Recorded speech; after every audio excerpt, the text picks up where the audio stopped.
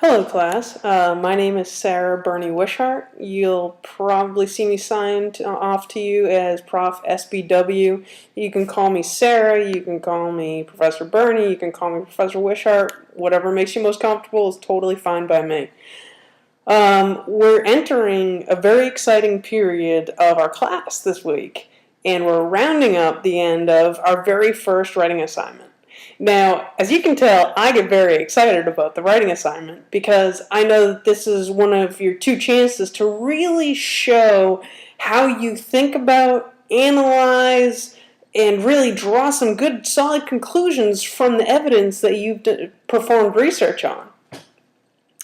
A couple things that I'm sure that you gathered after this week of working on this current writing assignment is that it's very important not to summarize, but instead to analyze. What do I mean by that? Oftentimes I'll have students submit reports that are more like a book report rather than like a writing assignment that is based on analysis. So think back to a book report that you wrote as, say, a third grader or a fourth grader. I remember writing a book report on Babe Ruth. And my mother was furious because she knew that I had not actually done my assignment and it was the night before. So I was made to do the whole assignment that night, stay up all night, even though I was in third grade, and make sure that I produced something. But when I look back on what it was that I wrote about all night, it was just a summary. It was a summary of, Babe Ruth was born in this town, he lived here, this is where he worked, this is how he met his wife, XYZ, and it was just a summary of what I had read in this book about Babe Ruth. So I don't want to see anybody just summarize what someone else has written, because that means that you only have, say, a couple pages to work with. I don't want to hear the voices of another author. I want to hear your voice. I want to hear how you think. I want to hear how you're working your way through each step. And I want to hear the way that you process information. Because that's what's critical about this class, is learning how to properly process information so you come to a conclusion that is uniquely yours. So what does that mean for writing assignments? Well, what I would like to see you do is reach out to throughout our library that we have available to us, throughout the internet, any of the scholarly works that we have access to, and use those as the basis of information from where you're going to act as a gold digger and sift through all of that information to find a coherent, cohesive point. So let's go back to the Babe Ruth example. Instead of saying that Babe Ruth was a baseball player, I would instead want to see you come up with a thesis that would be something like, say, the Babe Ruth curse. And why was the curse of the Bambino so ferocious?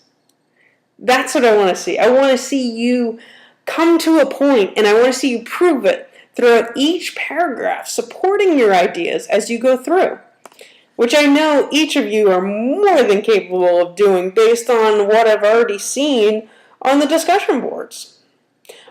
By the way, the discussion boards have been fantastic thus far. Week 1 was clearly just a way to step through the motions of how to work on a discussion board and to get to know each other. I mean, we're a class. This is not a correspondence course where you work on your typing sessions and send it out back to me and I just grade it. This is a class where you're trying to get the whole college experience of building your networks. Reach out to me. Use me for information as much as possible. Look at the questions that I pose to you or to your peers on the discussion boards and really think about them. Think, how does this affect me? How does this affect my learning? Why is this of interest?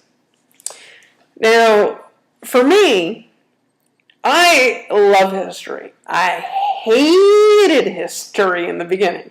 Hated it. I I just did not want to take history classes in high school. I thought it was the worst major in the world. And then somehow I ended up getting multiple degrees in history, and I absolutely loved it. What makes history so fascinating is being able to take what you're reading about in some, worm-eaten book and see how the knowledge of that time period reflects on today. Which brings me to my next point. This week, week 4, we're coming up upon one of the most interesting and possibly most controversial discussions that we're going to have over the course of this class. Now, I know that there are a lot of different feelings out there regarding how we've had interactions with the Middle East, the Muslim world, what has happened since 9/11, how do we view people from Central Asia, how do people from Central Asia view us as America, what are the conflicts that exist, what's the key argument between Israel and the remainder of the Middle East, why does that occur? This is going to stir up a lot of emotions, and it always does. As we are all professionals in this class, I would like to remind you that this is a professional environment. And what I'm looking for from you is to make sure that you don't just state that I believe X, Y, and Z. I want you to state an idea, and it needs to be supported with facts. This is the week where we're going to be upping the ante a little bit more on the discussion boards. You will not be able to rely on our book as your source of information. You will be required to use multiple sources for your information regarding your response or your initial post. So everything that you put on the discussion boards this week needs to be based upon facts, and those facts need to be cited. Now let's talk a little bit about what we're going to see on the discussion boards. Let's look at the first question. How is Islam related to other Abrahamic faiths such as Judaism and Christianity? How were Christians and Jews treated by Muslims in early Islamic society? Why do you think they fostered toleration while giving Muslims a greater sense of community? See, this question is very interesting because nowadays you have groups such as, I believe it's the Wolfboro Baptist Church that goes around protesting soldiers' funerals. You see a lot of tension where people believe that the Muslim faith is solely based on what we have seen from terrorists, and that is not true.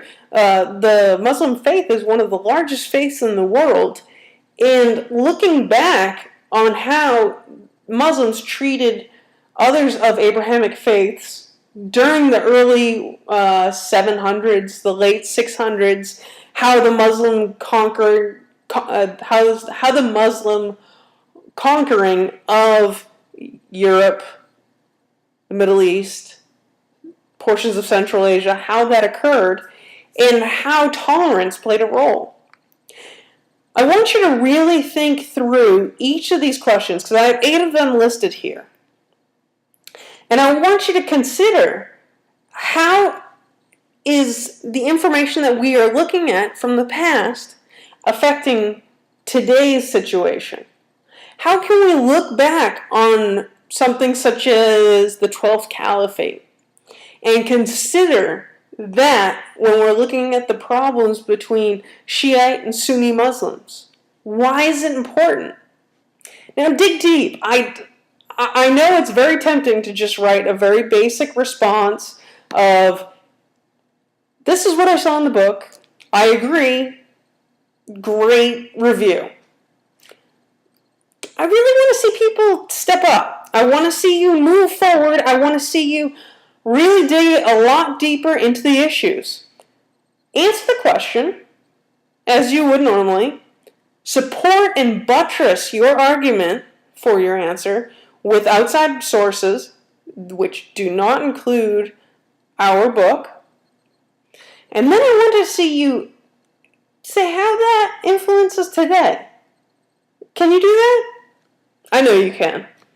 So I'm looking forward to seeing a lot of information here, but I also want to see that everybody backs up what they're saying, that we don't have any bigotry or hatred or tension based on current beliefs.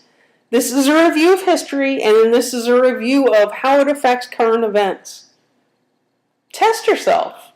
Take a question on that's a little bit harder than you're comfortable answering, and see what you can do with it. Really invest the time, because I know that this week, it's a pretty amazing week. You'll be surprised as to what you'll see on the boards. It's great talking with all of you, and I'm considering holding a chat room this week, but I feel like something's lost in the chat room alone. How would you all feel about using something such as Google Groups, where at least 10 of us would be able to sit down and talk face-to-face and have a nice discussion? If you are interested in something like that, I'm available Monday, Wednesday, and Friday, all day. So I'm considering having probably a morning session on Wednesday and an evening session on Wednesday, and then an afternoon session on Friday. I'll post this information. If you are planning on attending, please send me an email, and that way I will know. I'm sorry, don't send me an email. Message me within the classroom. Let me know, and then I'll set this up so we can all have a discussion. Sound good? Okay, class. It's great talking to you, and I really look forward to talking to you a little bit more this week. Keep up the great work, and take care. I'm Sarah Wishart. Have a good night.